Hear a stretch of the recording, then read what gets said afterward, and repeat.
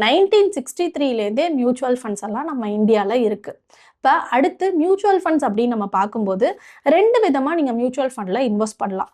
ஒன்று லம்சம், இன்னொன்று SIP.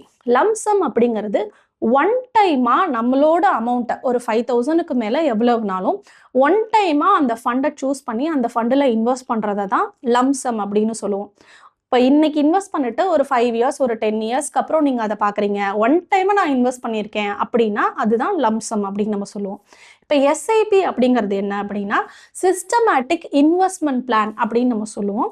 Systematic investment பிளான்னா என்ன அப்படின்னா உங்களோட பேங்க் அக்கௌண்ட்லேருந்து நீங்கள் சொல்கிற டேட்டில் அந்த பர்டிகுலர் ஃபண்டில் நீங்கள் சொல்கிற அமௌண்ட்டை இன்வெஸ்ட் பண்ணுறது தான் சிஸ்டமேட்டிக் இன்வெஸ்ட்மெண்ட் பிளான் அப்படின்னு நம்ம சொல்லுவோம். இப்போது இந்த ப்ராசஸ்லாம் ரொம்ப ஈஸி ஆயிடுச்சு. நார்மலாக நீங்கள் கேஒய்சி வேலிடேட் ஆகிருந்தால் போதும், உங்களால் ஆன்லைன் பிளாட்ஃபார்ம் மூலியமாகவே ஒரு எஸ்ஐபியில் இன்வெஸ்ட் பண்ண முடியும்.